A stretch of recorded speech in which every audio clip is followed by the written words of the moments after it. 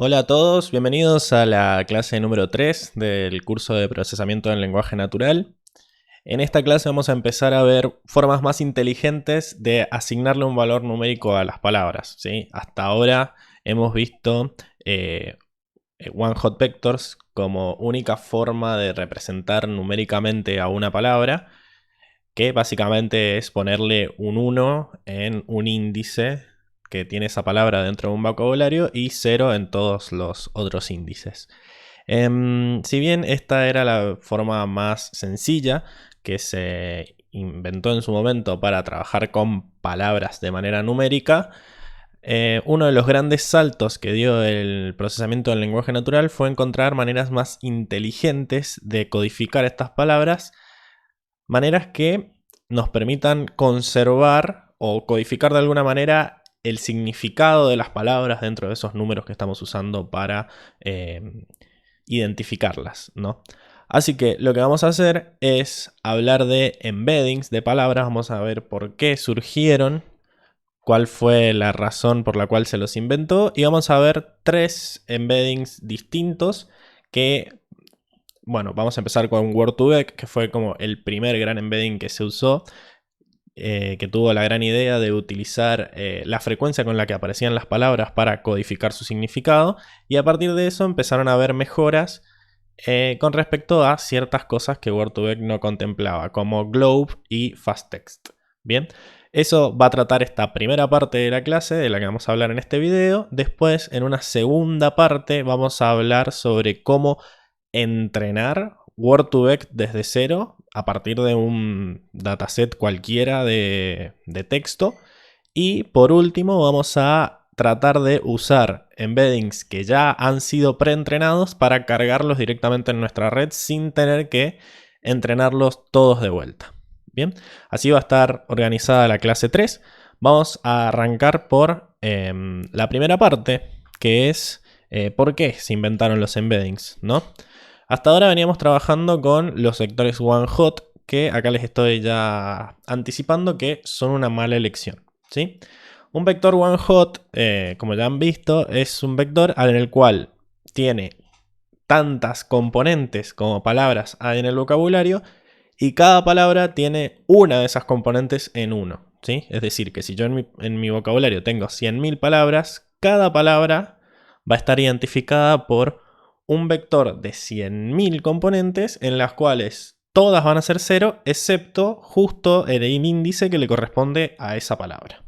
Bien, esto en su momento tenía la ventaja de que, bueno, de repente una palabra era un vector numérico y nosotros nos asegurábamos de, al hacer que todos estos vectores sean ortogonales, es decir, que todos estos vectores tengan un número en una componente distinta, nos asegurábamos de tratar a todas las palabras por igual, ¿sí? Que, por ejemplo, un problema que tenía quizás de asignarle un 1 a Roma y un 2 a París era que la red pudiera pensar que París era el doble de Roma, porque el 2 tiene el significado de ser el doble del 1.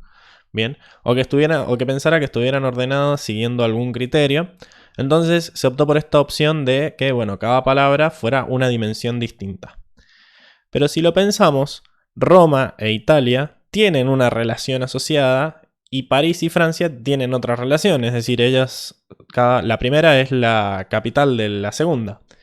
Entonces, esa información no se está guardando en OneHot, básicamente porque no se está guardando nada en OneHot. Todas las palabras son igual de diferentes y eso es un problema, ¿sí? Entonces, al describirles OneHot de esta manera, ya les he descrito sus dos problemas principales, que son los que dice acá. Ineficiencia, porque mientras más grande sea mi vocabulario, más grande va a ser el tamaño de mis palabras, más la cantidad de cuentas que voy a tener que hacer, y es un tamaño muy grande, en vano diría yo, porque la mayor parte de esos números son ceros, o sea, son vectores ralos, como se dice, y que son vectores muy grandes.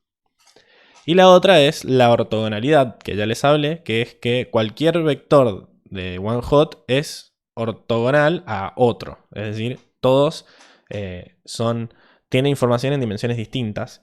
y por lo tanto no se puede codificar de ninguna forma qué tan parecidas o qué tan diferentes son las palabras entre sí.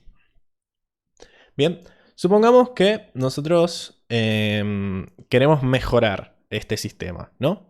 Pensemos en una forma de codificar todo lo que define a una palabra. Está bastante complicado hacerlo pensando en diseñarlo, ¿no? Pero hubo gente que en el siglo pasado intentó hacer este mismo ejercicio, pero con personas, ¿no? Y trataron de encontrar los 5 grandes rasgos de la personalidad, ¿sí? Es el modelo Ocean, O-C-E-A-N, como océano en inglés, y en donde cada una de esas letras es la inicial de uno de estos 5 grandes rasgos.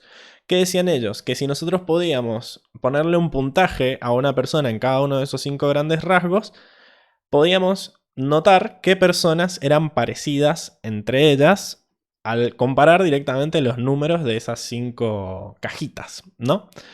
Uno de esos rasgos era the openness, o digamos, qué tan abierto eras a las personas que te rodean, o en este caso, en español sería como extraversión o introversión, ¿sí? Mientras más extrovertida fuera una palabra, esta perillita que estamos viendo acá iba a subir a ser un número parecido a 100, y mientras más introvertida sea, era un número parecido a 0, ¿no? Supongamos que tenemos acá este humano imaginario Jay, que bueno, tiene un 38, es más bien introvertido, digamos, ¿no? Pero bueno, supongamos que ahora, además de la extraversión, tenemos otro segundo rasgo en el cual también podemos ponerle un valor. No es muy importante cuál es ese segundo rasgo, sino que lo importante es que ahora hay 2, ¿sí? Y yo puedo establecer a partir de estos 2 rasgos un vector, ¿sí? Es decir, puedo tratar a cada uno de esos rasgos como una componente de la personalidad de Jay y decir que Jay es una flechita en el espacio 2D que está indicada por esas 2 componentes. Qué tan extrovertido es y qué tan segundo aspecto de su personalidad es. Bien, entonces si yo considerara esos 2 aspectos y de repente Jay tuviera un accidente, ¿no? Que acá, como estamos ilustrando, lo pisa un colectivo y de repente tengo que salir a reemplazarlo, pues puedo tratar de preguntarle a estas otras personas qué valor tienen esos 2 rasgos, o tratar de inferirlo yo mediante un test psicológico o algo, y tendría otros 2 vectores representando a esas 2 posibles reemplazantes de Jay, ¿no? Entonces, por ejemplo, Jay era la flechita azul que estamos viendo acá. Tenemos a otras 2 personas, la verde y la naranjita, que tienen estos valores, ¿sí? Si nosotros vemos los valores por sí solos, podemos darnos una idea, ¿sí? De cuál está más cercano a Jay. Fíjense que acá tenemos un 0,4 negativo, un 0,3 y un 0,5. Técnicamente están los dos a la misma distancia en el primer aspecto de la personalidad. Pero en el segundo tenemos un 0,8 positivo en Jay y en las otras dos tenemos un 0,2 y un menos 0,4. O sea que técnicamente el más cercano es la persona esta verde, ¿no? Porque está, si bien está lejos, el 0,2 del 0,8, está menos lejos que el menos 0,4. Y nosotros eso lo podemos graficar y ver directamente en las flechitas. Fíjense cómo la flechita verde, si bien es más cortita que el azul, está más cerca que la flechita naranja, que está casi... incluso son ortogonales casi, ¿no? Entonces, nosotros podemos, lo bueno de simbolizar a las personas como vectores es que los vectores pueden medir fácilmente su similitud. Mirando los vectorcitos yo puedo ver cuáles están más cerca, y en realidad los que van a estar más cerca son los que tengan menor ángulo entre ellos, ¿sí? Si el ángulo entre ellos es 0, las 2 flechas van a estar una encima de la otra y van a ser iguales esas personas, ¿bien? Y mientras más se aleja de una flecha, es que son más diferentes, ¿bien? El chiste es cuando empezamos a el problema aparece cuando empezamos a considerar más de dos rasgos, ¿sí? Porque ya cuando empezamos a poner más rasgos, perdemos esta noción de gráfico, ¿no? De flechitas para simbolizar a las personas. Pero no importa, porque si nosotros establecemos la similitud entre dos ángulos, entre dos vectores, como el ángulo que los separan, eso matemáticamente se puede extender a todas las dimensiones que nosotros queramos, ¿sí? Porque nosotros podemos encontrar la similitud coseno entre dos vectores. Supongamos que usamos todas las características que nos dice el método Ocean y usamos los 5 grandes rasgos de la personalidad para definir a Jay y a las otras dos personas.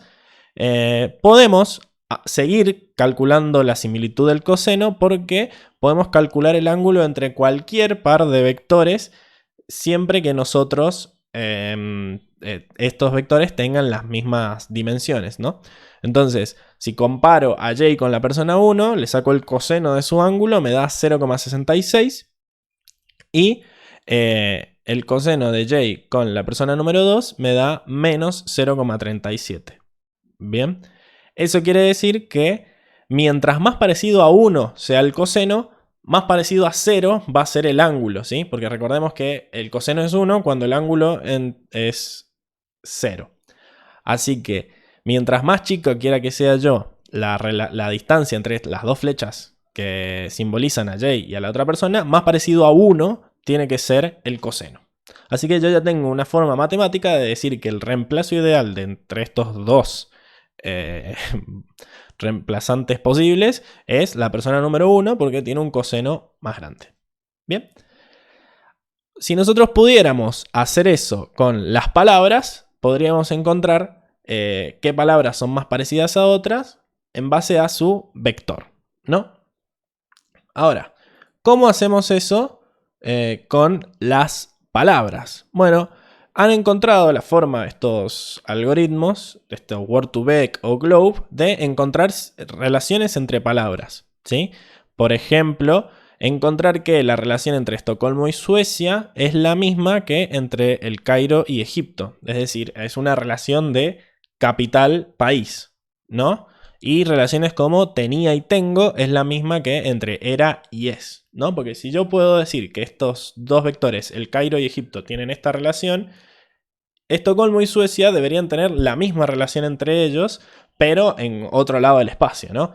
Entonces, no solo los vectores y los ángulos me pueden decir qué tan parecidas son, sino que palabras que tengan el mismo nivel de parecido, el mismo nivel de similitud, tienen que tener entre ellas relaciones iguales a los otros pares de palabras que tienen la misma relación, ¿no? Entonces podríamos establecer que estos dos vectores, estos dos pares de vectores, tienen entre ellos el mismo ángulo. Un ángulo que simboliza esta relación de país-capital. Hay otras relaciones entre palabras, como por ejemplo tenía y tengo y era y es, que son digamos, dos verbos que están uno en presente y otro en pasado. ¿Bien? Bueno, esto se ha logrado a lo largo del tiempo. Por ejemplo, acá tenemos un vector globe entrenado en Wikipedia para la palabra rey, ¿no? Tenemos estos números. Y genial. ¿Y cómo estamos nosotros tan seguros de que ese vector está codificando todo lo que hay que codificar sobre el significado de rey? Acá estamos en un problema en el cual nosotros sabemos lo que queremos, pero no sabemos cómo evaluarlo en el sentido de que no tenemos una etiqueta. O sea, nosotros no sabemos cuál es el vector real que codifica la palabra rey. Entonces, si viene este algoritmo Globe y me dice, no, es este, ¿yo cómo hago para castigarlo con una función de pérdida si no sé cuál es el vector real? Estamos ante un problema de aprendizaje no supervisado, porque si yo no sé cuál es la respuesta correcta a mi problema, ¿cómo voy a hacer para decirle a mi vector cómo aprender? Bueno, ¿cómo hicieron estas personas para saber que estos vectores estaban bien configurados, capturaban bien la semántica de las palabras? Bueno, empezaron haciendo dibujitos, ¿no? Si nosotros esos 50 números que tenemos ahí los graficamos, poniéndole un colorcito a cada número, acá está la escala, mientras más chico es más azul y mientras más grande es, más rojo es, tenemos esta escala, ¿no? Esta escala de colores es lo que simboliza la palabra rey. ¿Bien? Y nosotros podemos hacer escalas de colores de muchas palabras y fijarnos qué relaciones hay entre ellas, ¿no? Por ejemplo, acá están los vectores de mujer, niña, niño, hombre, rey, reina y agua. ¿Bien? Entre ellas hay muchas relaciones. Nosotros podemos establecer, bueno, que hay palabras que se refieren a seres humanos, como todas menos agua, ¿no? Y en todas ellas podemos encontrar esta línea azul, ¿no? Esta línea azul está en todas las palabras que nosotros tenemos asociadas a humanos, excepto en agua, que al parecer no lo está. Pero todas estas palabras tienen esta columna roja en la cual todos tienen el mismo valor en esa componente. O sea, hay algo que relaciona a todas estas palabras, la red aprendió a encontrar algo que las relaciona, que en todas es igual. Por ejemplo, podría ser, qué sé yo, que todas las palabras estas son sustantivos, ¿sí? Hacen mención a una entidad. Entonces, bueno, podríamos ser. Como digo, no sabemos qué significa cada columna, pero podemos establecer que ha encontrado ciertos patrones. Por ejemplo, fíjense en estos cuadrados de acá. Mujer es rojo-naranja. Chica es naranja-naranja. Chico es naranja marroncito claro, pongámosle. Y hombre es rojo marroncito claro. Fíjense que en lo que son parecidos mujer y hombre, es en lo mismo en lo que son parecidos chica y chico. O sea, puede ser que esta columna esté simbolizando juventud o edad, ¿no? Y puede ser que la segunda esté simbolizando sexo, mujer y varón, ¿no? Entonces, un niño es un varón joven y un hombre es un varón adulto, ¿no? Y una niña es una mujer joven y así. ¿Bien? Después hay sectores en donde rey y reina son muy parecidos, como este cuadrado de acá, en donde, bueno, quizás ese conjunto de características está codificando quizás algo asociado a la realeza, o quizás algo asociado a las piezas de ajedrez o a los tamaños de cama. O sea, podrían ser muchas cosas en las cuales se usan las palabras rey y reina. Bien, el chiste es que podemos encontrar ciertas similitudes si lo analizamos de este punto. Pero la verdad que no es tan convincente, no es tan contundente esto como para decir sí, el significado lo está guardando. Algo que realmente nos convence es el hecho de que yo entre los vectores pueda hacer operaciones matemáticas como hago como los números, ¿sí? ¿Cómo es esto de hacer operaciones matemáticas con palabras? Es hacer analogías. ¿Qué relación hay entre hombre y mujer? O sea, ¿qué palabra está relacionada a rey como la palabra mujer está relacionada a hombre? Bueno, nosotros podríamos hacer esa analogía mediante restas y sumas, ¿no? Si yo a la palabra rey le resto hombre, es como que al concepto del rey le estoy sacando el concepto de hombre y después le sumo el concepto de mujer y es como que me queda lo que hacía rey al hombre, pero en una mujer. Entonces eso debería ser una especie de reina, ¿no? Si al gobernante rey le quito el hombre y le pongo mujer, se transforma en una reina, ¿no? Bueno, si nosotros hacemos esa operación con esos tres vectores, nos da un cuarto vector que es la resta y la suma de estos tres, pero que no es exactamente igual a reina, ¿sí? Fíjense que acá tenemos el vector de rey menos hombre más mujer y tenemos el vector de reina. Y no son iguales, lo podemos ver gráficamente de que no son iguales. Pero, si nosotros buscamos, usando la similitud coseno, cuál es la palabra del vocabulario que más se acerca a este vector que obtuvimos haciendo estas cuentas, la palabra más cercana es reina, ¿ok? Entonces, eso quiere decir que nosotros estamos logrando codificar el significado, la semántica en este método, porque si nos permite establecer relaciones entre palabras como nosotros tenemos relacionados los conceptos en nuestro cerebro, está haciendo un buen trabajo. Es una forma de evaluar qué también andan estos algoritmos sin tener que saber cuál es el vector que queremos encontrar. ¿Está claro? Así que Ahora que ya sabemos cómo evaluarlo, lo único que tenemos que hacer es encontrar una forma de entrenar esto, ¿no? ¿Cuál es la función de pérdida? ¿Cuáles las capas que voy a usar? Bueno, ahí es donde entra la semántica distribucional.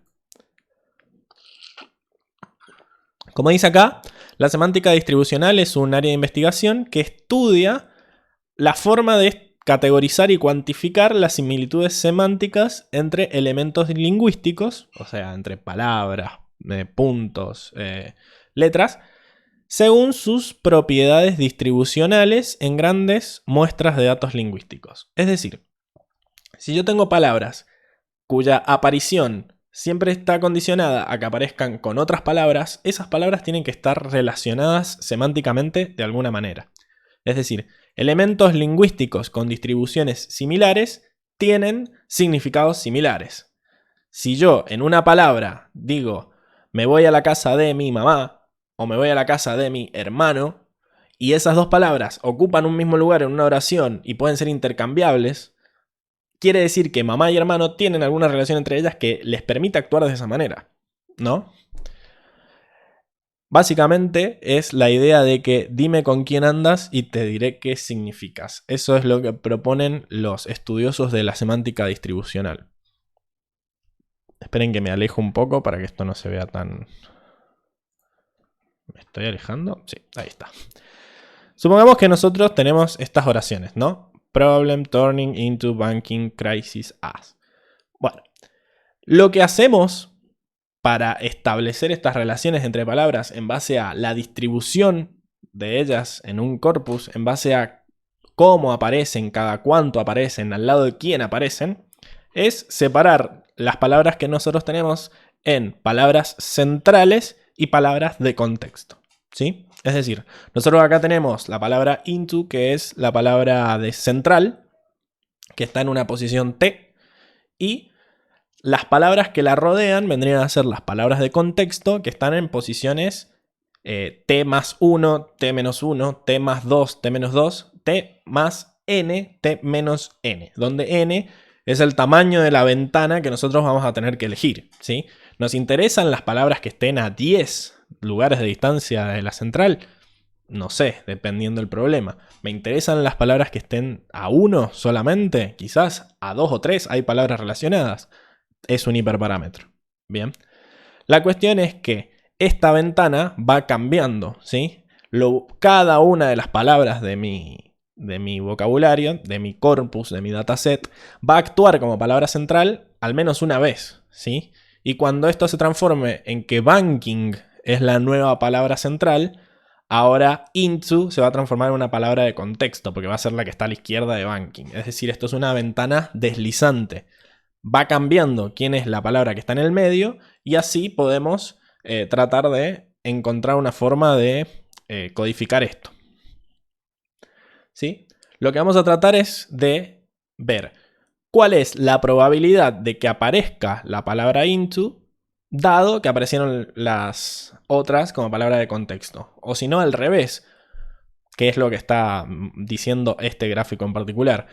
¿Cuál es la probabilidad de que aparezca la palabra en la posición T más 1, dado que apareció la palabra en la posición T? Dado que into es la palabra central, ¿cuál es la probabilidad de que aparezca banking? Bien. En base a este criterio de establecer las cosas, es como se creó el primer entrenamiento autosupervisado de vectores embeddings, que es Word2Vec. Bien.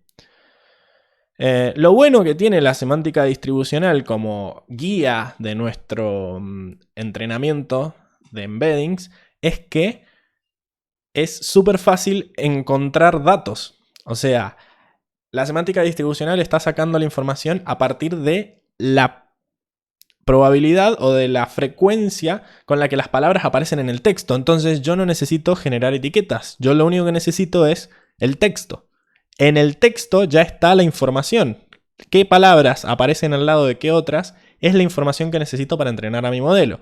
Entonces yo tengo teras y teras de información libre en Wikipedia, en libros, en páginas web, en informes, en un montón de lados tengo palabras que aparecen unas al lado de las otras. Entonces, esto me ayuda a que yo no tenga que gastar mucho en la recolección de los datos. Lo único que tengo que hacer ahora es pensar cómo estos datos, que ya están ahí, pueden ser transformados para lograr un entrenamiento convincente. ¿Sí? Y hay dos modelos que proponen cosas distintas, pero que en el fondo es lo mismo, pero que cambian toda la forma en la que voy a preprocesar estos datos. Son los modelos Skipgram y Continuous Bag of Words. Bien, vamos a arrancar con el modelo Skipgram, después vamos a hablar de Continuous Bag of Words, pero vamos a ver que es casi lo mismo. El modelo Skipgram hace lo que decía el gráfico anterior, es decir, lo que yo doy como dato, como input, como mis features a la hora de entrenar, son las palabras centrales, ¿sí? Esa palabra que va tomando el reflector, digamos, a medida que se va corriendo la ventana deslizante a través del texto. En la oración, el hombre ama a su hijo, en inglés este ejemplo, pero es lo mismo, ama o loves es la palabra central y the man, his and son, o el hombre, su hijo, esas 4 otras palabras son las palabras de contexto. Y Skipgram trata de predecir cuál es la probabilidad de que cada una de esas palabras estén en la ventana de contexto, dado que la central es ama. ¿Sí? Si cada una de estas probabilidades se toma de manera independiente, podemos establecer esta probabilidad de que las justo the, man, his and son aparezcan dado loves como palabra central, lo podemos establecer como una multiplicación de probabilidades, ¿no? Porque si son independientes se puede hacer esa cuenta. Entonces, de repente se transforma en que la probabilidad de la primera dada loves, la segunda dada loves, la tercera dada loves y la cuarta dada loves, todas multiplicadas. ¿Bien? Entonces, lo que dice Skipgram que hay que hacer es que hay que tener vectores d-dimensionales. Ese d también es otro hiperparámetro. Nosotros vamos a decir cuántas dimensiones queremos que tengan nuestros vectores, a diferencia de antes con OneHot, que había sí o sí una dimensión por cada palabra. Acá nosotros podemos decir, bueno, nuestros vectores van a tener 100 dimensiones, 200, 300, 500. Nos puede parecer un número muy grande, 500, pero si pensamos que en OneHot el tamaño del vector era el tamaño del vocabulario y que los vocabularios podían tener 100.000, 500.000, millones de palabras, hay una eficiencia muy grande en cómo se manejan los embeddings, y Word2Vec y cualquiera de los otros embeddings. Bien, vamos a crear para cada palabra un vector de d dimensiones, ¿sí? Pero para cada palabra vamos a crear dos vectores, un vector b y un vector u, y le vamos a llamar b sub i y u sub i, donde i es el índice de esa palabra dentro del vocabulario, y van a tener dos palabras porque Word2Vec va a darle un vector a esa palabra cuando esa palabra es palabra de contexto y otro vector cuando es palabra central. Bien, y nuestro trabajo se va a transformar en un trabajo de clasificación, ¿no? ¿Cuál de estas 500.000 palabras de mi vocabulario es la que tiene más probabilidad de aparecer, dado que esta es la palabra central? ¿Ok? Si se acuerdan, nosotros cuando teníamos, qué sé yo, el Fashion MNIST y queríamos esta imagen que tenemos, cuál de estas 10 clases es, hacíamos un softmax entre las salidas de las 10 neuronas de salida, ¿no? Y nos fijábamos cuál era la clase que tenía la probabilidad más grande. Bueno, acá vamos a hacer exactamente lo mismo, solo que en vez de tener 10 clases, tenemos 1.000.000 de clases, n clases, en donde n es el tamaño del vocabulario, es la cantidad de palabras que tenemos que ver. ¿Cuál de todas estas palabras es la que tiene mayor probabilidad de estar acá al ladito de esta palabra central?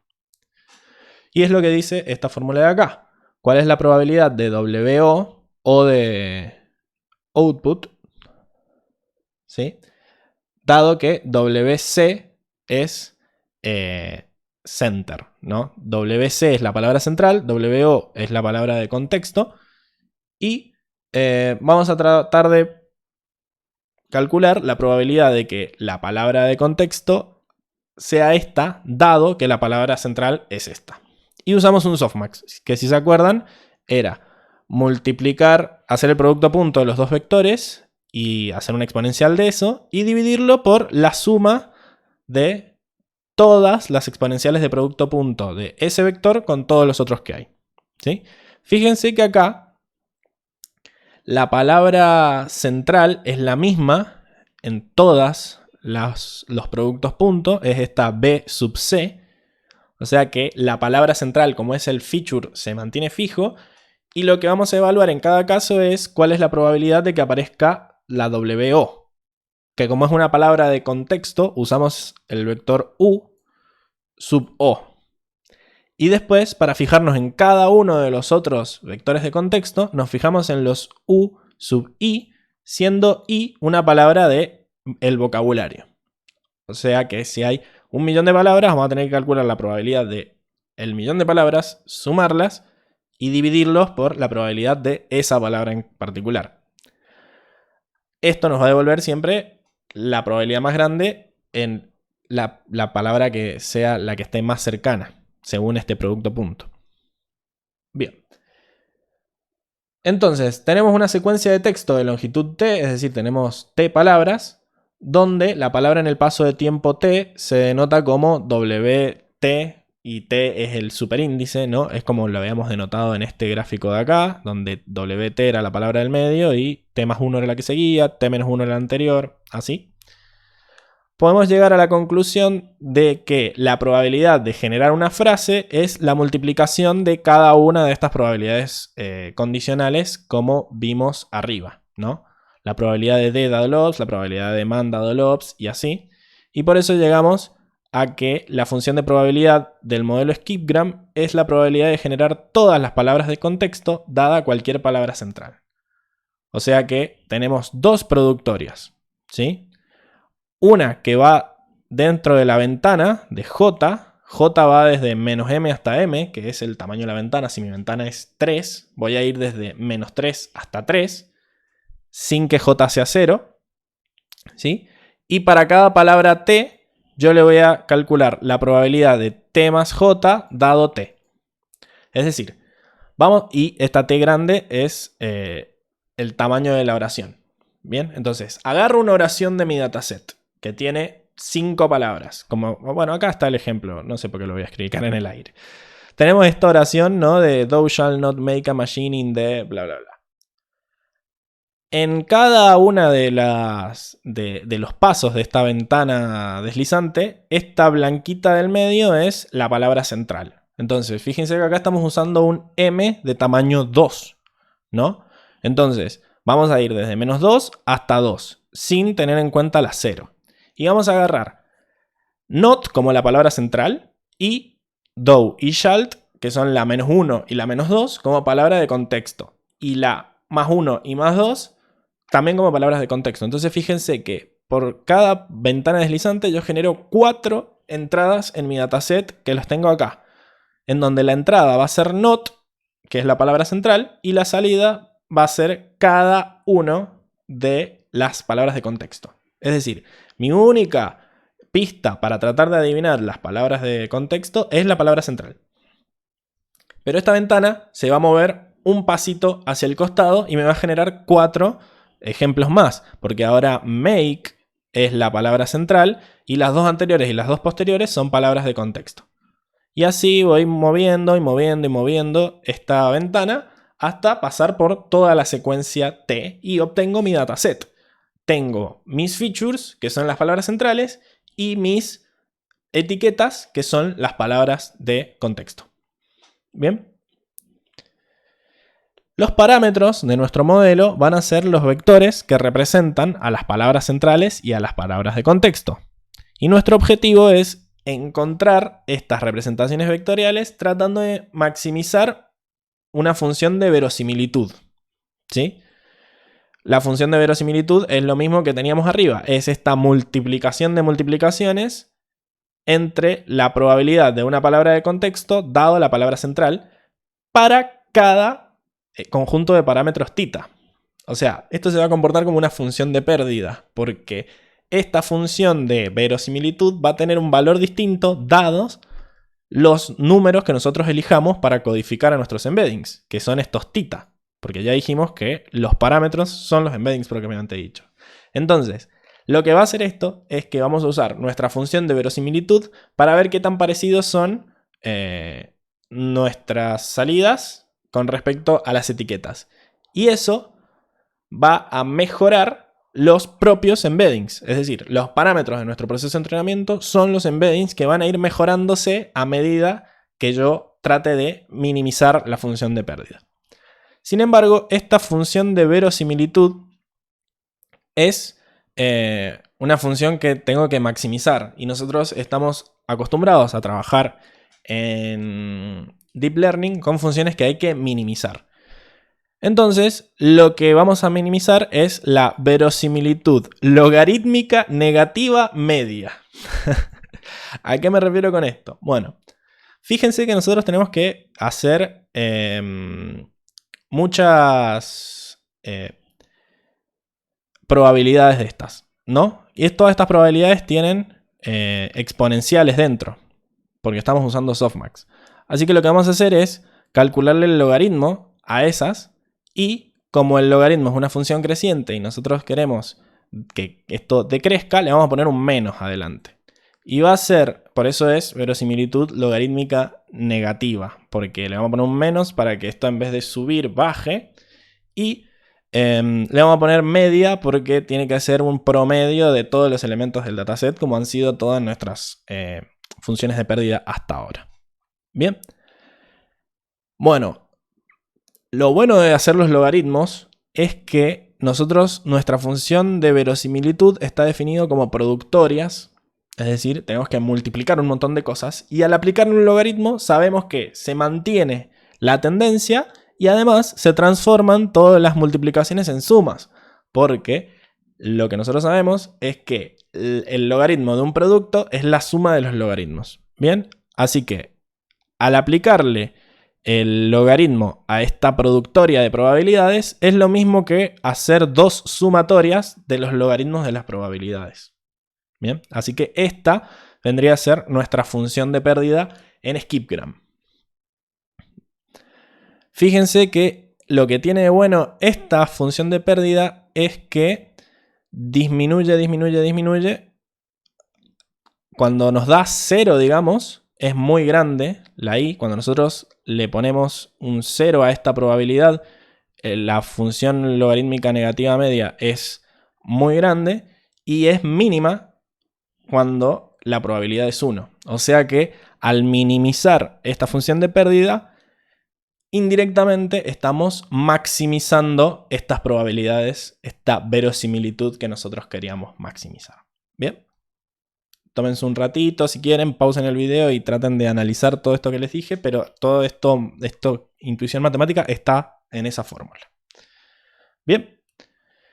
Entonces, fíjense que volvemos a el tema de que la probabilidad de que la palabra de contexto dada la central sea tal, se calcula a través de la función softmax, como dimos.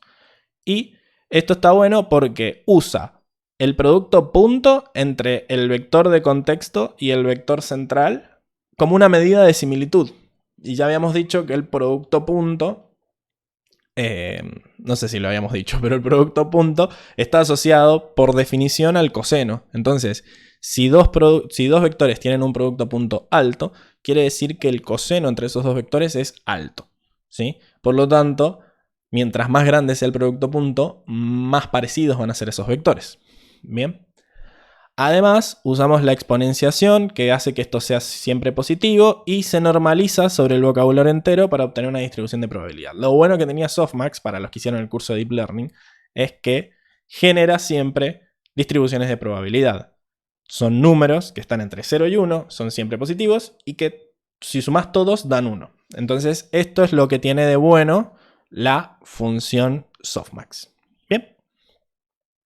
Y esto es todo lo que necesitaría saber para entender skipgram. Básicamente trata de averiguar cuál es la probabilidad de que aparezca una palabra de contexto dado una palabra central. El Continuous Bag of Words, que era el otro modelo del que les hablaba, hace todo lo contrario, pero en el fondo está haciendo lo mismo. ¿Por qué voy a perder datos dándome como features solo la palabra central? Si puedo hacer al revés, puedo tratar de adivinar la palabra central a partir de todas las de contexto. Es decir, cuál es la palabra de que aparezca ama en el medio, si el, hombre, su, hijo son las palabras de contexto.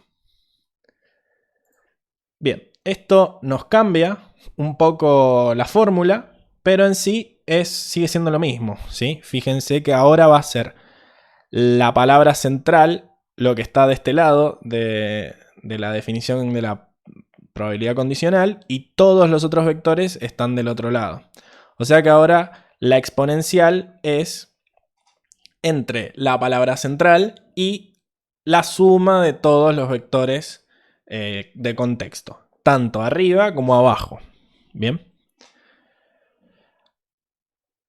Pero, bueno, esto se puede simplificar si yo calculo este B sombrerito o B rayita, que es, bueno, el promedio de todos esos vectores, y hago el producto punto entre el promedio de las palabras de contexto y la palabra central.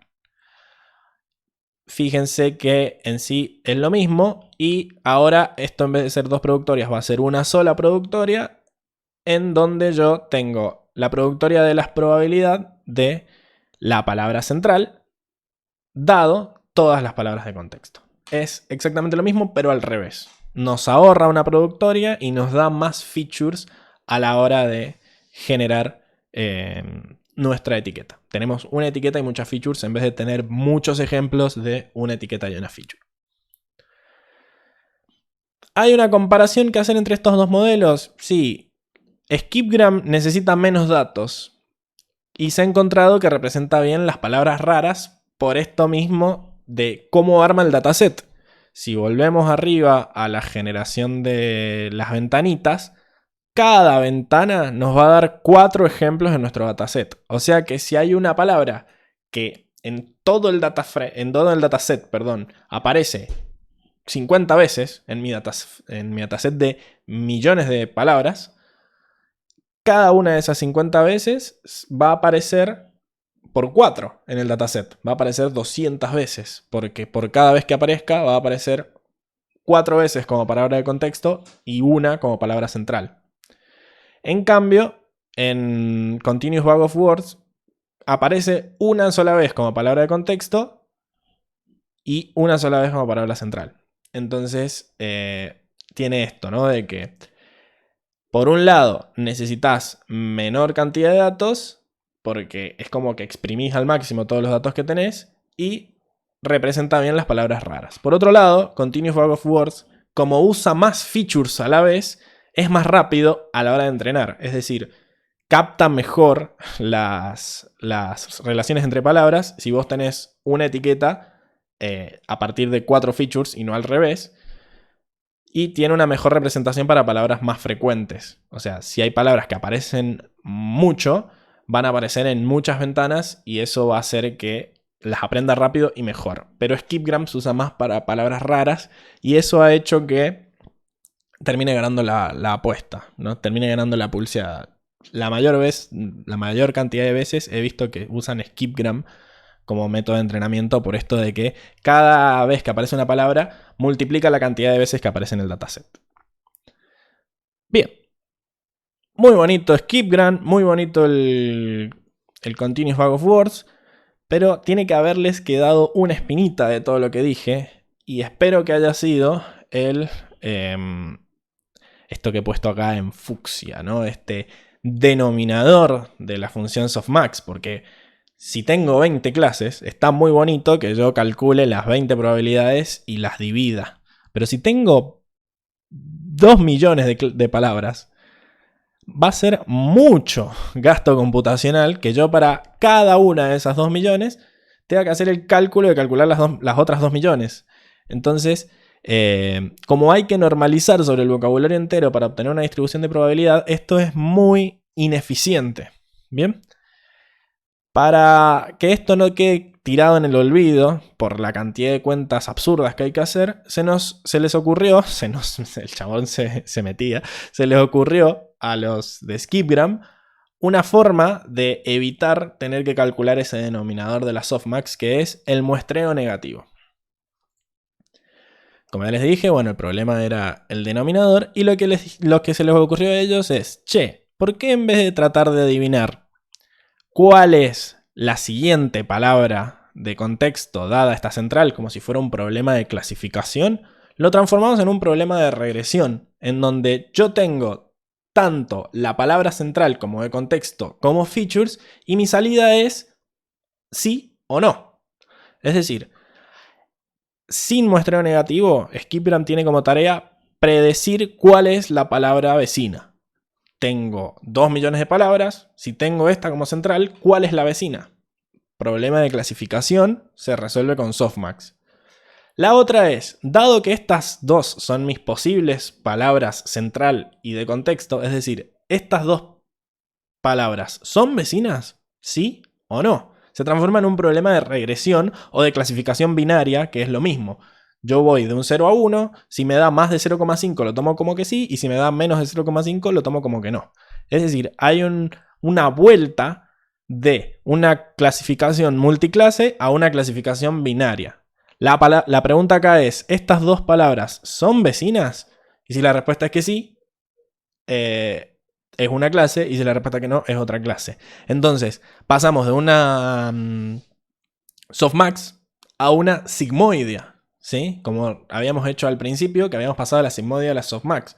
Bueno, acá volvemos a la sigmoidea, que lo bueno que tiene es que solo depende de X, es decir, solo depende de las entradas, no depende de todas las otras entradas del vocabulario, o sea, de todas las otras palabras del vocabulario que no eran entradas, como hacía softmax. Y eso reduce mucho la cantidad de cálculos que tenemos que hacer. ¿Bien? Entonces, el dataset cambiaría así. Pasamos de una tarea a la otra. Teníamos antes, cuando era una tarea de clasificación, teníamos el input, que era la feature, y el target, que era la etiqueta. Ahora, ambas palabras van a ser features y la etiqueta va a ser si son o no vecinas. Entonces, en todo nuestro dataset, que lo habíamos armado a partir de palabras vecinas, la etiqueta va a ser un 1. Porque siempre en nuestro dataset las palabras que estaban unidas eran vecinas. Lo cual esto también es un problema ahora, porque va a venir un modelo vivo que se va a dar cuenta que la respuesta es siempre 1. Entonces va a aprender a decir siempre que sí. Que sí, que sí, que sí, que sí. Si este es el dataset con el que entrenamos a ese modelo, va a lograr una accuracy de 100%, porque siempre va a decir que sí. Entonces, lo que tenemos que hacer es meter en el dataset palabras que no sean vecinas. Bien, y por eso es todo este proceso de pasar de una tarea de clasificación a una tarea de una clasificación multiclase a una clasificación binaria o a una regresión,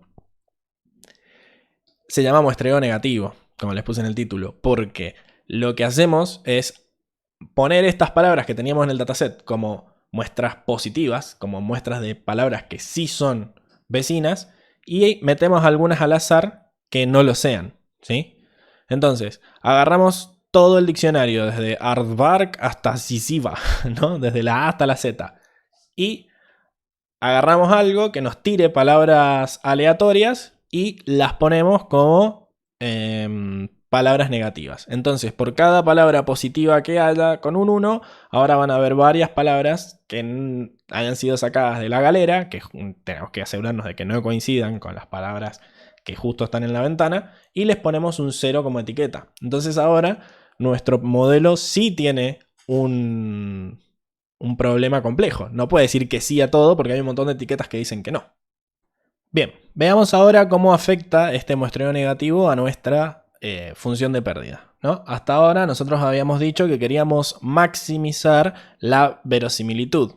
Es decir, queríamos maximizar la probabilidad de que apareciera la palabra de contexto dada la palabra central en skipgram, por ejemplo, ¿no? Ahora vamos a tener que modificar eso para no tener que usar la softmax. Vamos a tener que modificar esto y vamos a decir cuál es la probabilidad de que mi etiqueta sea 1 dado que mis features son la palabra central y la palabra de contexto.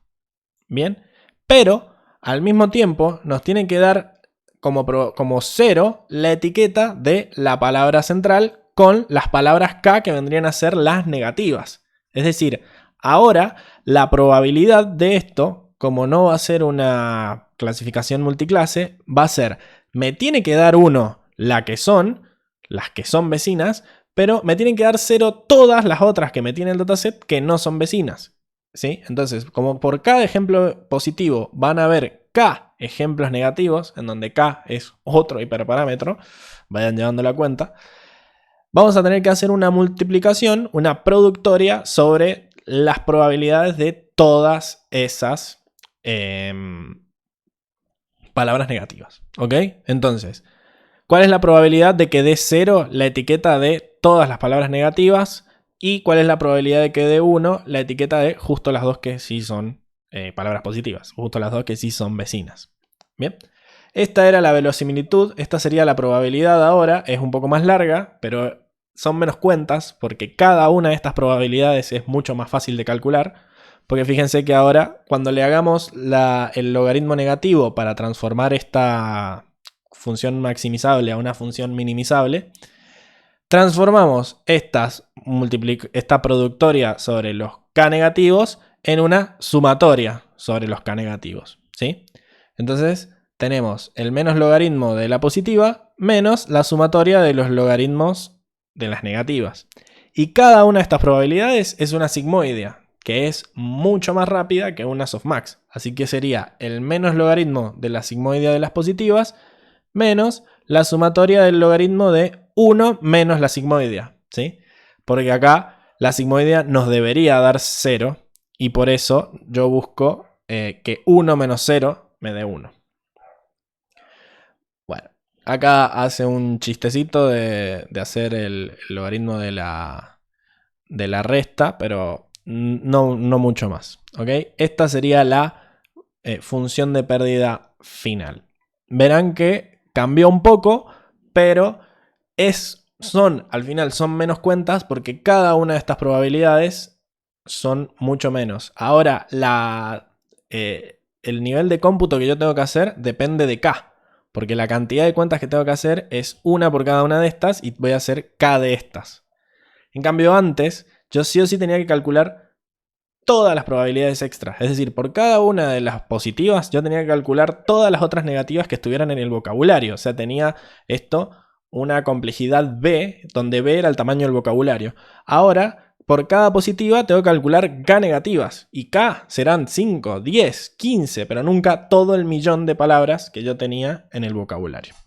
Bien, así que el muestreo negativo sirve para reducir la complejidad computacional de nuestro problema de skipgram. Bien. Ok, para entrenarlo, entonces, lo que hacemos es generamos dos matrices de embeddings, una de palabra central y una de palabra de contexto, como habíamos dicho antes, eran los vectores B y U, pero vamos a tener matrices en vez de vectores para hacer las cosas más fácil en la GPU. Bien, o sea, nosotros tenemos una matriz que es básicamente todos estos vectores centrales apilados como filas, y lo mismo tenemos con las palabras de contexto. Van a ser del mismo tamaño porque cada palabra del vocabulario va a tener que tener un vector de contexto y un vector central. Entonces, la cantidad de filas es el tamaño del vocabulario y la cantidad de columnas es la dimensión de que yo haya definido que tenga mi embedding. Si mi embedding va a tener 50 columnas o 50 componentes, esta matriz va a tener 50 columnas porque cada vector que yo apile como filas va a tener 50 componentes. ¿Cómo hacemos para entrenar entonces? Bueno, si nosotros agarramos un conjunto de la palabra positiva y todas las negativas, acá estamos usando un K de 2. ¿sí? Por cada palabra positiva tenemos 2 negativas. Vamos a hacerle un poco de zoom, así se alcanza a ver. Entonces, tenemos not y though, que era la palabra positiva, y not y las otras 2 que saqué al azar, que eran negativas, ¿sí? Las capas de embedding lo que van a hacer es, yo les doy los índices de la central y de la de contexto y buscan la central en el embedding de central. Acá not la va a buscar en el embedding de central y las otras 3 las va a buscar en el embedding de contexto. Y una vez que tiene esos embeddings, después lo que va a hacer es tratar de calcular la función de pérdida que vimos arriba, que era la sigmoidea del producto punto entre los vectores. Entonces, agarra, ya tiene los 2 vectores y tiene su etiqueta. Y hace el producto punto entre lo que dio cada uno de los vectores. Ponele, acá tenemos números inventados de cuánto darían esos productos puntos. A esos productos puntos le calcula la sigmoidea y el resultado de la sigmoidea sería la salida de mi red, ¿sí?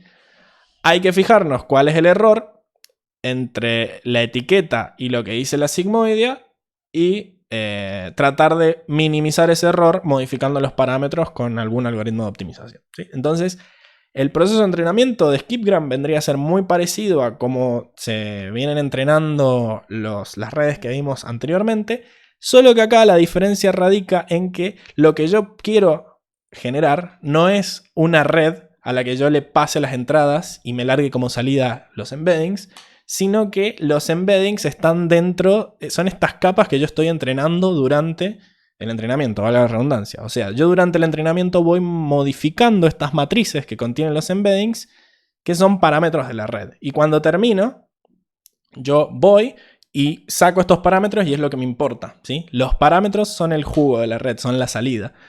¿Cuál de estas 2 matrices es la que uso? Word2Vec agarra la matriz verde, la central, y esos son los embeddings de las palabras. Una vez que ya entrenó y redujo este error lo máximo que pudo, se queda con las palabras verdes y las otras las tira. Por una cuestión de que, bueno, con algunas se tenía que quedar. Entonces se queda con los embeddings de palabra central. ¿Estamos? Entonces, después de que produje un entrenamiento con Word2Vec, el embedding está en la matriz de la palabra central que estuve entrenando, que eran los parámetros de mi red. Esa es la diferencia entre este aprendizaje y cualquier otro. ¿Bien?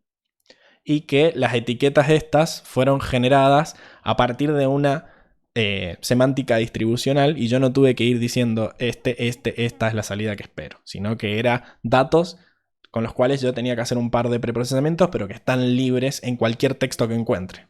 Bien, ya habiendo analizado Word2Vec, vamos a pasar a analizar algunas versiones de embedding que se hicieron a posterioridad y que trataron de resolver algunos problemas o algunas falencias que tenía Word2Vec en cuanto a que no consideraba ciertas cosas a la hora de armar sus embeddings. El primer modelo alternativo que surgió fue Glove, que viene de la unión de Global Vectors, y básicamente lo que se trataba de hacer era armar vectores globales que dependieran de números o cuentas que se hacían sobre todo el dataset completo antes de entrenar, ¿sí? Y se basan mucho en razones de coocurrencia, ¿sí?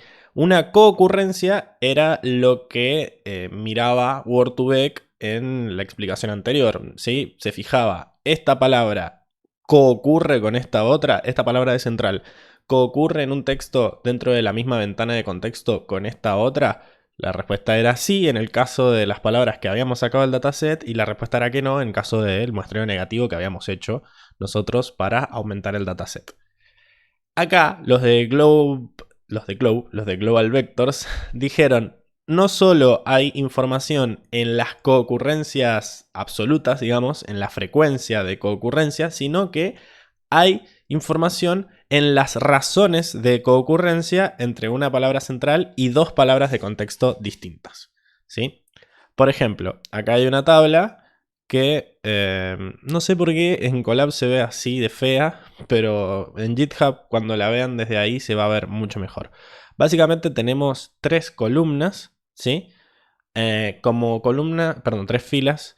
Como columnas tenemos las que vamos a considerar como palabra central, sólido, gas, agua y moda.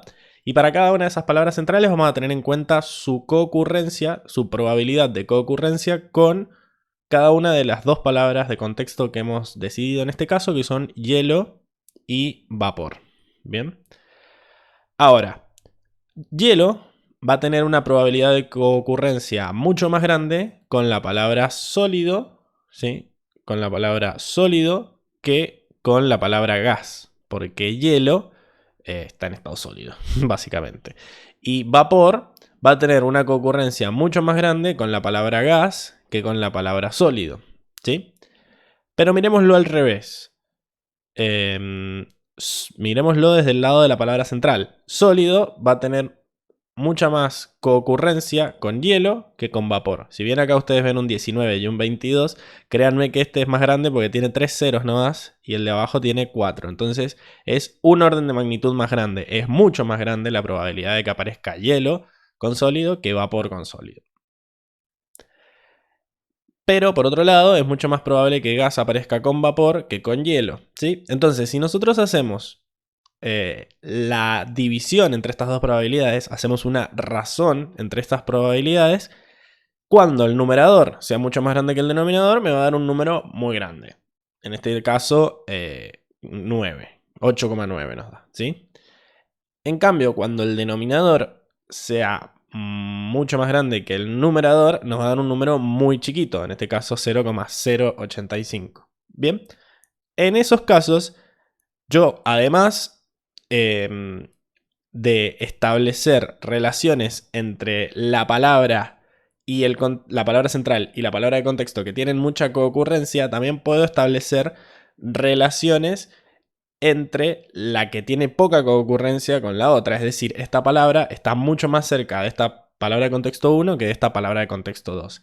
Pero van a haber palabras que estén igual de cerca de ambas, igual de cerca de ambas o igual de lejos de ambas. Como por ejemplo la palabra agua, que puede estar tanto en estado sólido como en estado gaseoso. Entonces agua está relacionada tanto con hielo como con vapor. Si bien está un poquito más relacionada con hielo que con vapor, en cuanto a órdenes de magnitud están en el mismo orden, ¿sí? Entonces cuando haga la razón me va a dar un número que está por encima apenas de 1 y palabras que no están relacionadas con ninguna de las dos, como moda, van a dar números muy chicos en ambas y me van a dar también un número un poquito por debajo de 1 en este caso porque está un poquito más relacionada con el denominador, pero no importa. Lo importante es que si la palabra central guarda la misma relación con ambas palabras de contexto, la razón me va a dar 1 o aproximadamente 1. Bien, entonces esta información de razones de coocurrencia, de establecer relaciones entre más de una palabra con la central, agrega más información. O sea, porque ahora puedo hacer información de a tríos en vez de a pares. ¿Ok? Entonces, básicamente esto fue lo que agregaron los de Glove al esquema planteado por Word2Vec. Ahora la función de pérdida que ellos planeaban era una función que recibía tripletas, recibía tríos de vectores, en donde las palabras U, recordemos que los vectores U eran los vectores de las palabras de contexto y los vectores B eran los vectores de la palabra central. Entonces, lo que vamos a tratar de hacer es que esta función se acerque lo más posible a la razón entre P y J y P y K. Que P y J es la probabilidad de coocurrencia de la palabra central I con la palabra de contexto J. Y el denominador P y K es la probabilidad de coocurrencia de la palabra central I con la palabra de contexto K. Es lo mismo que hicimos arriba, donde J y K serían vapor y hielo. Y la palabra I es cada una de las que usamos como columnas. Sólido, gas, agua, bla, bla, bla. Bueno, como estos son probabilidades, ¿por qué no usar la softmax como veníamos usando? El problema de la softmax era que tenía un denominador muy complejo computacionalmente. Bien, pero como yo estoy haciendo acá una razón de probabilidades, lo que cambia en esa razón es el numerador. en cada uno, en el numerador y en el denominador de la razón, tengo una softmax. Pero las softmax tienen siempre el mismo denominador, entonces se van a cancelar. Fíjense que acá lo único que me queda de la softmax es el numerador, que es la exponencial del producto punto entre la palabra de contexto y la palabra central, que es lo que cambia arriba y abajo, ¿sí? El denominador de la softmax en una sumatoria sobre todas las palabras del diccionario, que va a ser la misma sumatoria arriba y abajo, por eso se cancela. Bien, entonces, esta división de exponenciales tiene que ser lo más parecida a la división entre las probabilidades reales, ¿sí? Estas probabilidades reales yo las tengo en mi dataset. Se pueden calcular de esta manera. La probabilidad de concurrencia de IJ es la cantidad de veces que aparecen juntos IJ, que es este X y J, dividido la cantidad de veces que aparece la palabra central I. De todas las veces que apareció la palabra I, ¿cuántas veces apareció con la palabra J?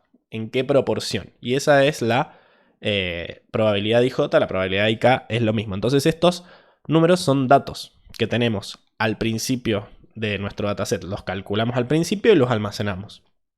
Lo que vamos a tratar, y esas van a ser nuestras etiquetas, digamos. Lo que vamos a tratar es que esta división de exponenciales se parezca lo más posible a esta división. ¿Bien? Bueno, cuestión que hay un par de pasos matemáticos para llegar a la verdadera función de pérdida, porque, por ejemplo, nosotros podemos decir que, bueno, esta es la división que teníamos. Se ve un poco mal, voy a hacer un poco de zoom ahí. Teníamos que la división de exponenciales tendría que ser lo más parecida a la división de probabilidad de concurrencia, la razón de concurrencia. Bien, eso nos deja con que el numerador es proporcional al otro numerador. Es decir, yo puedo decir que esta exponencial de productos puntos del numerador es una constante multiplicada por el numerador de la otra proporción, de la otra razón, perdón, que es esta probabilidad de concurrencia IJ. Bien.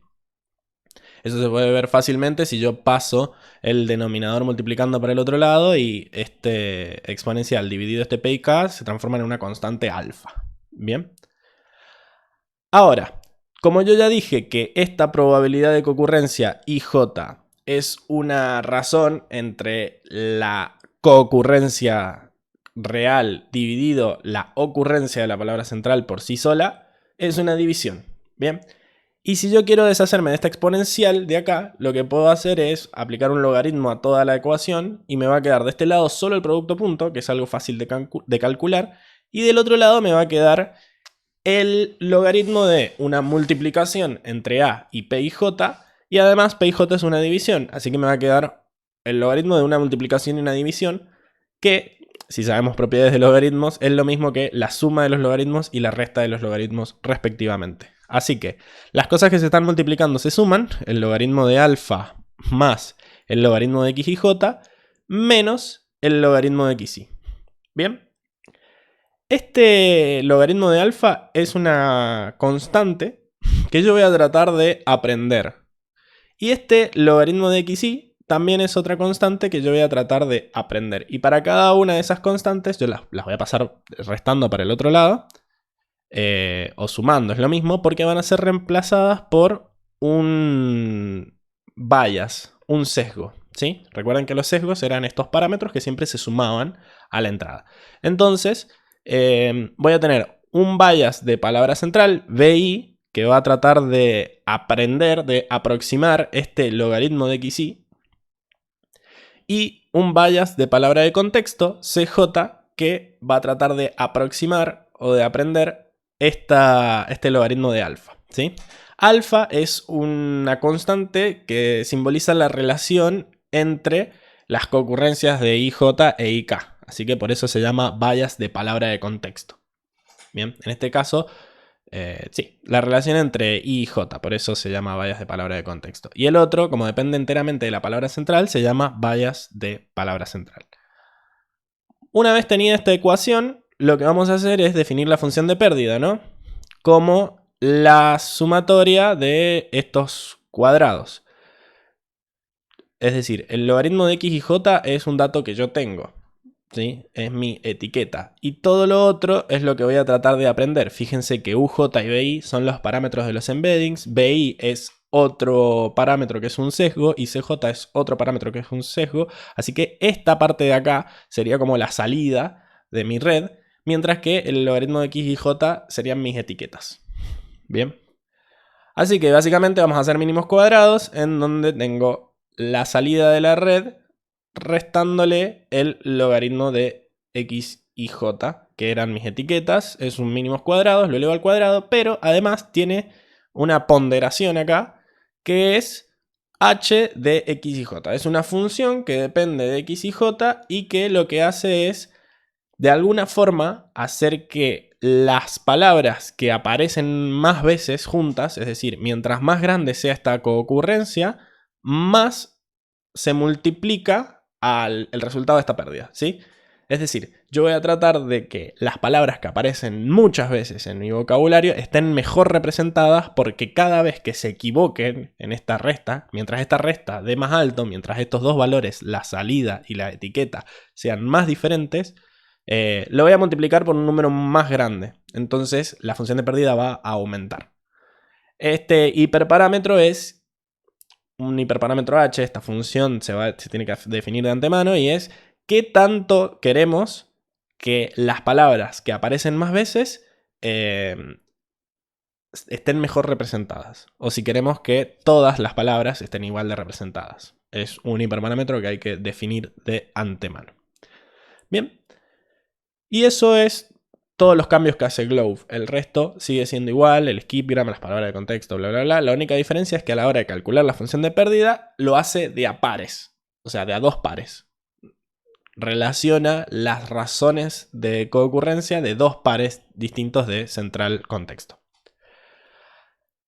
Ahora, algunas aclaraciones sobre Glove que pueden resultar confusas si venimos con este pensamiento de Word2Vec. Bien. Por más de que nosotros hagamos SGD con minilotes, es decir, que nuestro algoritmo de optimización calcule los gradientes usando los minilotes, estas X y J, que van a ser mis etiquetas, van a ser calculadas al principio del entrenamiento. O sea, antes de ponerme a entrenar, yo tengo que hacer un recorrido sobre todo el dataset e ir contando las veces que cada una de mis pares de palabras coocurren, ¿sí? Tengo que anotar las coocurrencias antes de que empiece a entrenar, basados en el dataset completo, y por eso se llama Global Vectors. Bien, no van a ser las coocurrencias dentro del minilote, sino que es la coocurrencia general en todo el dataset. Ahora, esto de las coocurrencias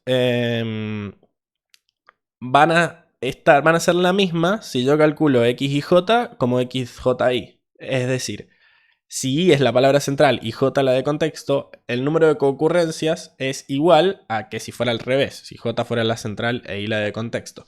Entonces, esto quiere decir que al calcular de esta manera los embeddings, las dos matrices que nosotros teníamos en Word2Vec, que eran distintas, porque una era para palabra central y la otra es para palabra de contexto, en este caso van a ser exactamente iguales, o por lo menos deberían ser exactamente iguales, porque es una relación reflexiva, es decir, entre ellas son iguales. Es lo mismo calcular una como de contexto como de central a darlo vuelta. Entonces, no tenemos este problema de elegir cuál de las dos matrices va a ser el embedding final, porque deberían ser iguales. En la práctica no son iguales porque generalmente estas matrices se inicializan aleatoriamente. Entonces, si bien van sufriendo las mismas transformaciones durante el entrenamiento, como arrancaron diferentes, se van a mantener diferentes durante todo el entrenamiento. Así que para obtener el embedding, lo que se hace es sumar el vector de la palabra central y el vector de la palabra de contexto. Es decir, agarran las dos matrices, las suman y se obtiene un embedding que es el resultado de esas dos. ¿Estamos? No es como Word2Vec, que descarta la matriz de contexto y se queda solo con los embeddings centrales, sino que acá hace una suma de las dos y ese va a ser el embedding final. Bien. Y el último el último, digamos, modelo de generación de embeddings que vamos a ver en esta clase es FastText. Que FastText está basado en añadir morfología a el cálculo del significado de las palabras. ¿A qué me refiero con añadir morfología? La morfología es la forma que tienen las palabras y cómo palabras que suenan parecido porque tienen una raíz igual deberían estar relacionadas semánticamente, ¿no? O sea, si yo calculo el vector de perro en Word2Vec, no tengo que hacer doble clic, el vector de perro y el vector de perros van a ser dos vectores completamente distintos en Word2Vec. Es decir, van a mantener alguna relación de similitud entre ellos, pero no es que va a ser un vector que le suma 1 en una parte, como hacemos con perro, que le agregamos una S y ya es perros. O sea, seguramente esté codificado la relación de singular plural, pero no a nivel morfológico. Es decir, están representadas por dos palabras distintas, por dos vectores distintos que no tuvieron en cuenta lo parecido que son las palabras a nivel de letras o de raíces a la hora de generarlos. Y dice FastText, quizás estaría bueno hacer eso, sobre todo porque hay palabras que no aparecen tantas veces, pero que a veces nosotros podemos reconocer lo que dicen en base a su raíz y su desinencia, ¿no? Si yo nunca escuché la palabra creativamente, pero escuché muchas veces la palabra creativo y sé que siempre que se pone el mente atrás es para hacer de manera tanto, o sea, creativamente sería de manera creativa.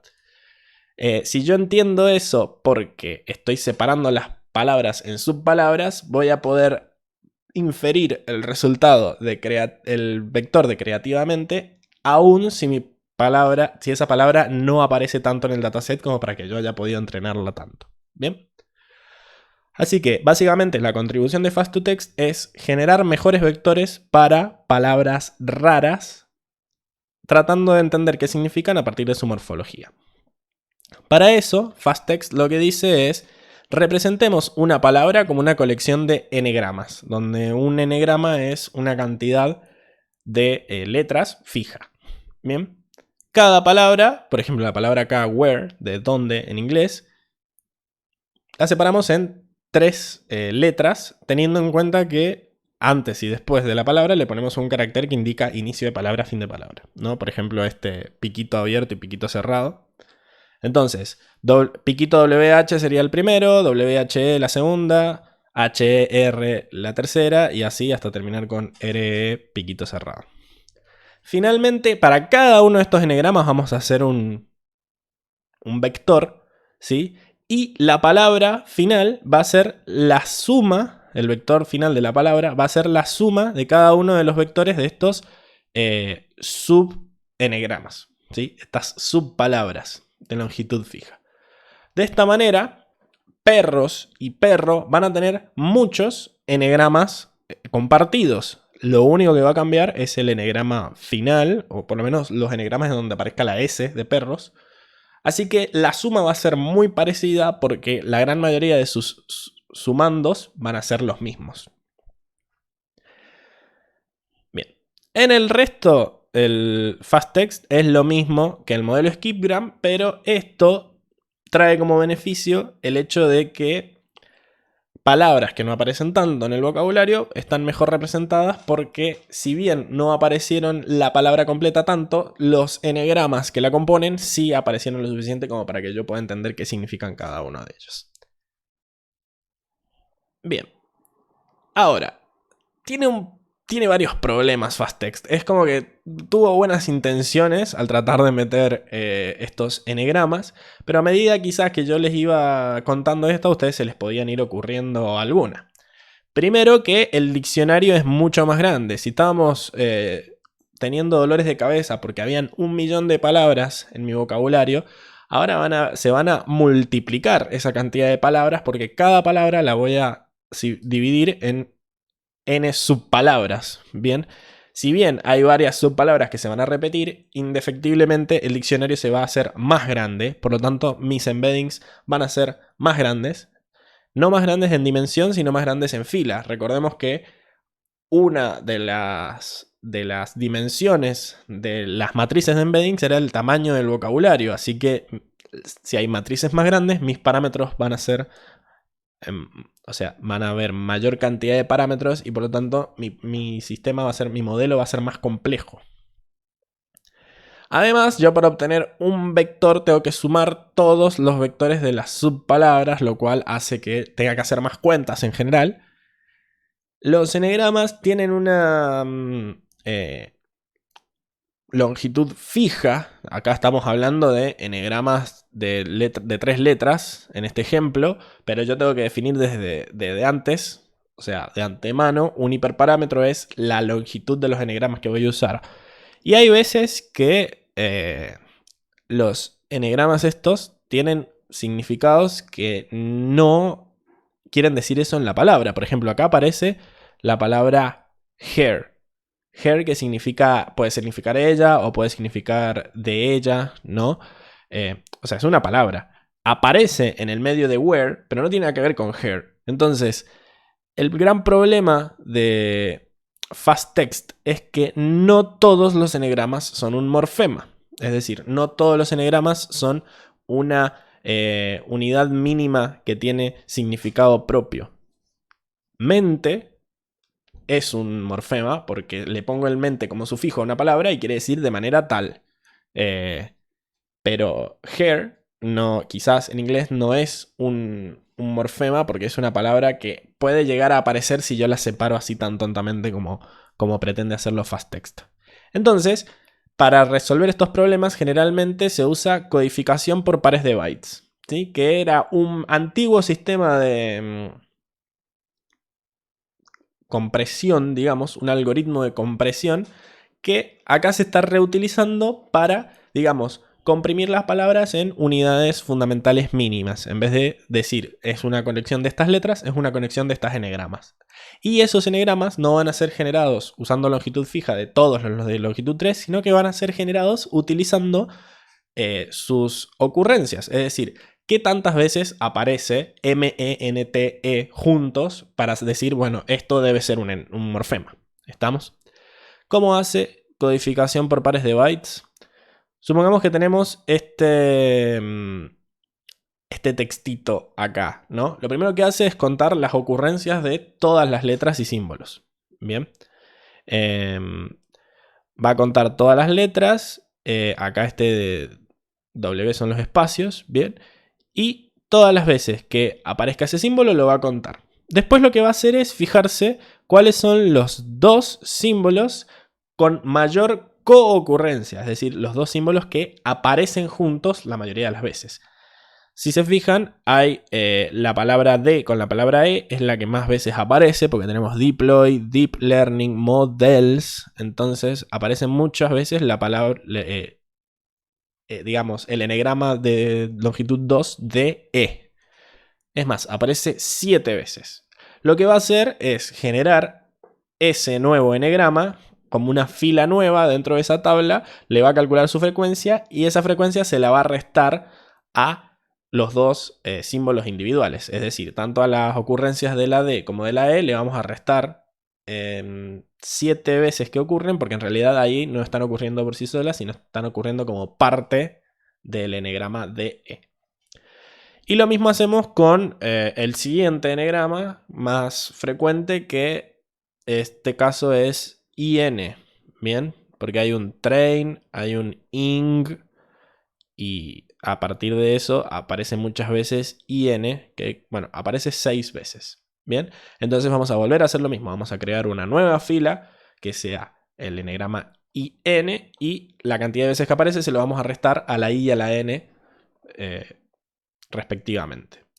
Y así seguimos y seguimos y seguimos uniendo los enegramas iterativamente. Bien, el tema es que esto, si yo no tengo algún mecanismo de frenada, me va a volver a generar los tokens enteros de vuelta. O sea, me va a terminar generando como las palabras que aparecen más veces son la palabra entera.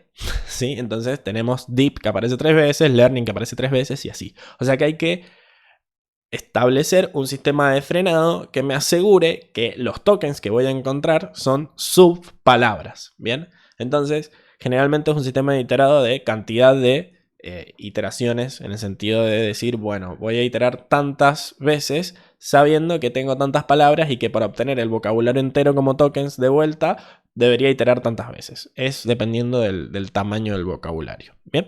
Pero de esta manera, si yo freno antes de volver, voy a encontrar n-gramas que suelen aparecer juntos. Entonces, si esos n-gramas suelen aparecer juntos, es porque significan algo. Entonces, los encuentro así, digamos, automáticamente. Y me saco ese problema que tenía FastText de obligar a que todos los n-gramas fueran de longitud fija. Bien. Bueno, con eso hemos terminado esta primera clase. Nos vemos en el siguiente video.